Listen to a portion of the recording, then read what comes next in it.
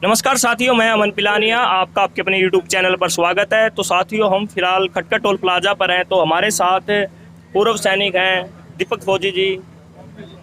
देश की सेवा कर 2018 में रिटायरमेंट आ चुके थे। रिटायरमेंट आने के बाद इन्होंने समाज में, देश में तो अपनी सेवा ही की बॉर्डर पर, लेकिन रिटायरमेंट आने के बाद समाज में जो भागीदारी इनकी रही है सभी जानते हैं सोशल मीडिया पर। दीपक फौजी जी, देश में फौजी देश की सेवा करता है, निष्पक्ष होकर अपना काम करता है। कोई जात धर्म सबके लिए मतलब एक ही सेवा भाव होता है फौजी का। और बाहर आने के बाद भी दीपक भाई ने मतलब समाज के लिए काम करने की सोची, लेकिन जो सरकार है दीपक फौजी पर देशद्रोह का केस अभी फिलहाल चला हुआ है। और जो हिसार में घेराव किया था किसानों ने, उस दौरान दीपक फौजी वहां पर मौजूद थे, लेकिन वहां पर जो मुख्यमंत्री थे वहां से चले गए थे। लेकिन बाद में किसानों पर, महिलाओं पर धारा 307 लगा दी थी प्रशासन ने। अब हमारे साथ दीपक फौजी हैं, तो उनसे जानेंगे हम किसान आंदोलन के बारे में। नमस्कार दीपक भाई। नमस्कार भाई। आंदोलन का तो सभी को पता, 6 महीने का समय हो गया, लंबा आंदोलन चला हुआ है। 400 से ज्यादा किसान शहादत भी दे चुके हैं आंदोलन में। हाँ, 472 शहादत हो गई है, लेकिन सरकार पर कोई असर नहीं है। तो मतलब देश का अन्नदाता सड़कों पर है, जो अन्नदाता की वोट लेकर सत्ता में आ रहे हैं वो एसी रूम में है। तो क्या कहना चाहेंगे? पहली बात तो है, जैसे हम कहते हैं ना, सरकार पर कोई असर नहीं है। बहुत बड़ा असर है सरकार पर इस आंदोलन का। सबसे बड़ा असर तो यही है, जब एक प्रदेश का राजा छुप के फिर रहा है, छुपता फिर रहा है, कभी जनता के बीच में नहीं आ रहा। सबसे बड़ा असर तो यही देख लो आप। वो अपने आप को प्रदेश का मुखिया बोलता है, राजा बोलता है, और वो जनता के बीच में नहीं आ रहा, अपने घर से नहीं निकल पा रहा। सबसे बड़ी जीत हमारी यहाँ पे है। देश का प्रधानमंत्री तो किसी भी मंच पे जाकर भाषण दे सकता है, देश का प्रधानमंत्री तक छुपता फिर रहा है। ये ताकत है इस आंदोलन की, और ये हमारी जीत है। दीपक भाई, प्रधानमंत्री की बात करें हम, अगर विदेश में कहीं पर एक व्यक्ति की भी मौत हो जाती है तो प्रधानमंत्री ट्वीट करता है। पिछले दिनों जो पाकिस्तान के प्रधानमंत्री हैं इमरान खान, उनको कोरोना हो गया था, उन्होंने उनके लिए स्पेशल ट्वीट किया। अगर विपक्ष ट्वीट कर देता है तो सत्ता पार्टी, उनकी IT सेल वाले मतलब विपक्ष को टारगेट करते हैं, भाई ये तो पाकिस्तान की उसकी बात कर रहे हैं। लेकिन किसान शहीद हो गए, 472 किसान शहीद हो गए, लेकिन अभी तक बिल्कुल पड़ोस में शहीद हुए हैं। दिल्ली बॉर्डर्स पर किसान है, दिल्ली में प्रधानमंत्री का आवास है, लेकिन आज तक ट्वीट, कोई खबर, कुछ नहीं उन्होंने मतलब किसानों के लिए जताया। 2014 के अंदर रिवाड़ी आया था प्रधानमंत्री, हरियाणा में उनकी पहली रैली हुई थी। उसमें रिवाड़ी जब उसने देखा भी हरियाणा में क्या है, किसानों का माहौल है ज्यादा, तो उन्होंने पहले भाषण में ये बोला था, जैसे ही हमारी सरकार आ जाएगी 2014 में, तो सबसे पहले किसानों का पूर्ण कर्ज माफ और स्वामीनाथन आयोग की रिपोर्ट लागू करूंगा पहली कलम से। अब प्रधानमंत्री बनने के बाद उनकी कलम टूट गई या क्या हो गया वो भी नहीं पता। उसके बाद अब जब ये आंदोलन चला है, आंदोलन के दौरान 472 किसान शहीद हुए हैं। जो प्रधानमंत्री किसी एक क्रिकेटर का कुत्ता मर जाता है उसके लिए भी ट्वीट करता है। अभी आपने बताया पाकिस्तानी प्रधानमंत्री, उसके लिए भी स्पेशल ट्वीट कर दिया। अब उसको ना तो किसान दिखाई दे रहे, ना मजदूर दिखाई दे रहे। ये लोग क्या करते हैं, ये खेल खेलते हैं, खूनी खेल। हमारे ही जवानों को शहीद करवाते हैं, उनके नाम पर राजनीतिक रोटियां सेक जाते हैं। अगर उसी दौरान अगर एक सैनिक सवाल उठाता है सरकार से, तो वो देशद्रोही होता है इनकी नजर में। जिंदा सवाल मत करो, मरा हुआ इनके काम आता है। दूसरी बात, 30 जनवरी के अंदर प्रधानमंत्री जी ने बोला था कि एक फोन कॉल की दूरी पर है किसान मेरे से। 30 जनवरी के बाद आज 28-29 मई हो गई है।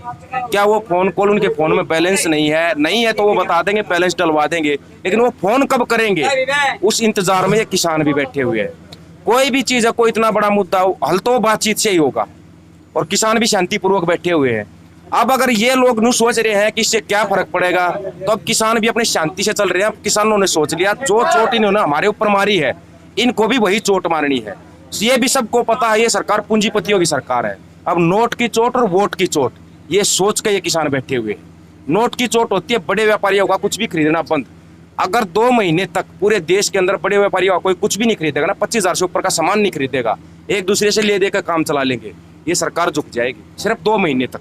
दीपक जी, आपने 16 या 17 साल जो भी देश में सेवा दी है बॉर्डर पर, आप पर देशद्रोह का केस चल रहा है फिलहाल, धारा 307 लगी हुई है। मतलब कैसा महसूस कर रहे हैं? आपने देश की निष्पक्ष होकर मतलब मतलब सेवा भी की है, और आप पर अब देशद्रोह का केस है, तो कैसा लग रहा है? मतलब जब ये केस मेरा कोर्ट में गया था, जज साहब ने जाते ही देखते ही फाइल बंद कर दी। बोला पहले तो वो आदमी आ जाओ जिसने FIR दर्ज की है, भाई किसान का बच्चा है, फौज में नौकरी करके आया है, उसके ऊपर देशद्रोह का केस किस आधार पर लगाया है आपने। तो उन लोगों ने एक CD दिखाई, मेरी CD बना रखी थी उनने, ये CD देखो। जज साहब ने पूरी CD देखी, बोला सीडीएम अब मेरे को ये बताओ कहाँ पे मैं इसको देशद्रोही साबित करूं। भाई ये किसानों के लिए बोल रहा है, किसानों को हक दे दो, फिर दे दो ना।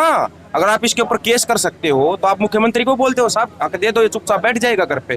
बोले है भाई फौजी, अगर आपको आपका हक मिल जाए, तीनों कानून, रदमश की गारंटी कानून, मैं बोलना छोड़ दूंगा। सही बात। हमारी सरकार से कोई पर्सनल दुश्मनी नहीं है। और क्या कुछ लोग बोलते हैं भाई ये कांग्रेस से प्लांटेड है, सवाल हमेशा सत्ता से किया जाता है, सही बात। चाहे वो कांग्रेस हो या बीजेपी हो। ये लोग जो अफवाह फैलाते हैं, पहले खालिस्तानी पाकिस्तानी पता नहीं क्या क्या बोला था इनने, लेकिन इस आईटी सेल का जवाब दिया सोशल मीडिया ने। तो इन्होंने सोशल मीडिया पे भी शिकंजा कसने की सोची थी, लेकिन ये नहीं कस पाए। आज के टाइम में क्या है, किसानों के बच्चे पढ़े लिखे बच्चे हैं, वो सभी देखते हैं और सभी महसूस करते हैं।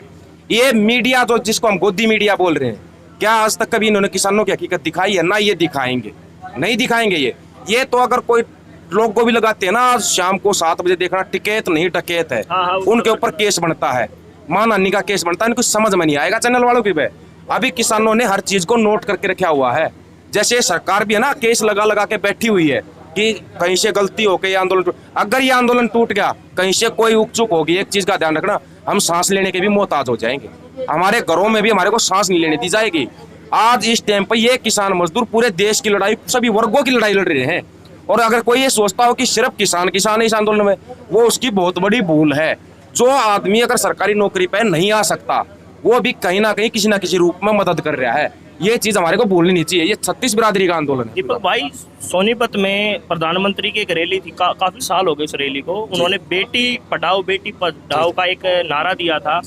उसके तहत सरकार कह रही है हम काम भी कर रहे हैं, लेकिन जब धारा 307 23 साल की लड़की है रिमन नैन, और भी हमारी जो माताएं हैं उन पर भी धारा 307 लगाई गई है। इस नारे को आरोप धारा लगाई है, उनको किस प्रकार देखते हैं? आपको धारा 307 का सबसे बड़ा केस बताऊं इस हिंदुस्तान का, एक 2 साल की बच्ची के ऊपर दिल्ली के अंदर लगाया गया था।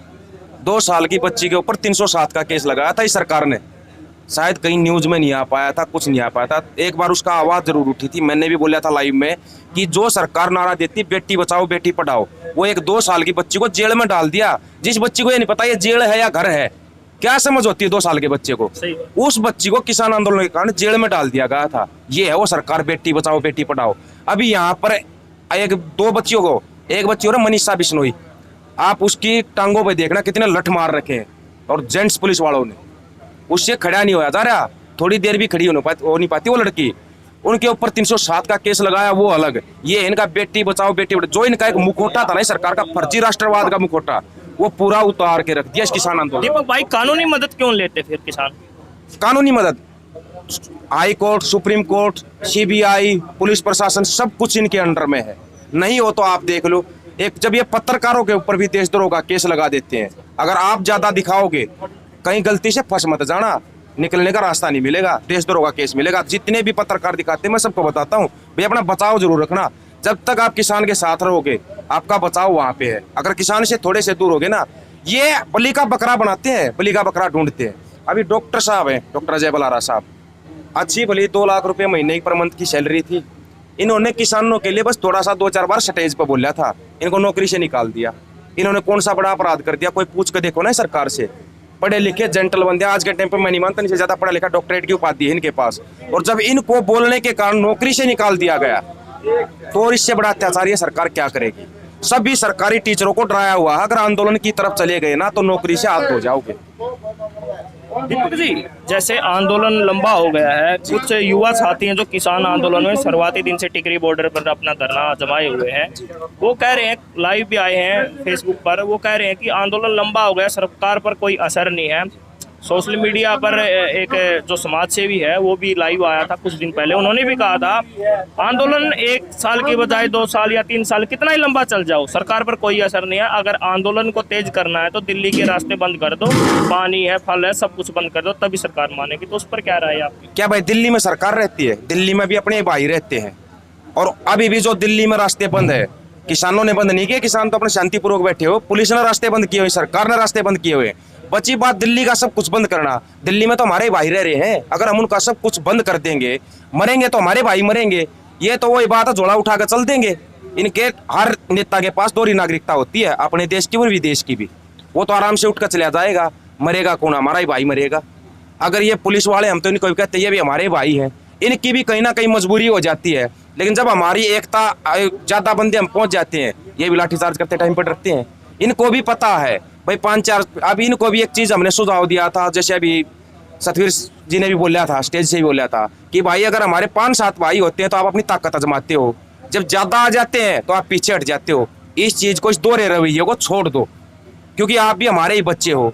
आप आए तो किसान के घर से ही है, जो पुलिस वाले हैं जो भी हैं, तो भाई इतना दोहरा रवैया मत करो। अगर 5-7 भाई भी हैं, जैसे पत्रकारों पे भी किए थे केस और आम नागरिकों पे केस कर रहे हो, सोच कर देखो। ये नेता आनी जानी है, ये 5 साल के लिए आते हैं, जनता तो यहीं रहेगी और आपको रहना जनता के बीच में है। दीपक भाई, एक कहावत सुनी है हमने कि जनता को इतना तंग कर दो कि सांस लेना भी एक आजादी हो जाएगी। जी। मतलब एक सांस लेगा तो उसमें भी कहीं कोई आजाद है। हाँ। आज किसान फार्मर्स बिल को लेकर आंदोलन कर रहे हैं, भाई कानून वापिस हो जाए, हम घर चले जाएंगे। जी। घेराव किया था, मुख्यमंत्री आए हुए थे हिसार में, धारा 307 लगा दी। उसके लिए भी एक अलग से आंदोलन करना पड़ रहा है किसानों को। जी। मतलब केस वापसी के लिए ये सरकारें खेलती डिवाइड एंड रूल। वहाँ आप जाके देखो, कोई हॉस्पिटल नहीं है वहाँ पे। ऑक्सीजन सिलेंडर रखने के लिए एक वो बनाया था, उसको दे दिया हॉस्पिटल का नाम, और फिर इन्होंने क्या बोला, किसान उसको तोड़ने के लिए आए थे। उस पे आज तक भी कोई खरोंच दिखा दो। वो बारिश से बह गया, वो अलग चीज है, क्योंकि हॉस्पिटल था ही नहीं, ना ही उसमें आज तक कोई डॉक्टर आया। ये क्या है, अलग अलग जगह पे अपने प्रोग्राम दिखा के हम वहाँ आ रहे हैं, ये कर रहे हैं। और ये प्रोग्राम कैसे दिखाएंगे? आप ये चीज बताओ, समाज में रहते हैं हम, शनिवार को किसकी 13वीं होती है समाज के अंदर? शनिवार को 13वीं, जो मुख्यमंत्री रोहतक आया था, शनिवार को बोले उसकी MP साहब के पिताजी की 13वीं है। अब इन्होंने वहां पे हॉस्पिटल का बहाना लिया। ये लोगों के अंदर ये दिखाते कि नहीं, किसान गलत है, सरकार ठीक है। और इस चीज को भी किसान भी समझ गए हैं। तो उससे पहले इनको पहले बता दिया, आप कहीं भी प्रोग्राम देना, आपका विरोध होगा ही होगा। क्योंकि ये प्रोग्राम इस प्रकार से देते हैं ताकि और दूसरे भाई है वो हमारे से टूट जाए कि भाई नहीं, सरकार तो अच्छा काम कर रही थी और किसान गलत विरोध कर रहे हैं। उसमें हमारे बहुत भाई होते हैं, यार हॉस्पिटल का उद्घाटन कर रहे थे, ऐसा क्या हो गया? तो वो हॉस्पिटल तो दिखा दो हमारे को, वो हॉस्पिटल कहाँ पे है, करवा दो ना किसी का ऑपरेशन वहाँ पे, किसी को दवाई दिलवा दो। वहाँ पे डॉक्टर ही नहीं तो हॉस्पिटल क्या हो गया? और फिर दूसरी चीज, इतना बड़ा वो था ये उद्घाटन करना, डिजिटल हो सकता था। वो जमीन है जो, वो कौन है वहाँ पे, वो व्यापारी है, कोई मित्तल है, उनकी जमीन है। ऑक्सीजन का सिलेंडर देगा वो मित्तल वाले देंगे। नाम रख दिया इन्होंने देवीलाल का। दिमाग देखो कितना शातिर दिमाग है इनका। फिर ये उद्घाटन करना किस चीज का गया था?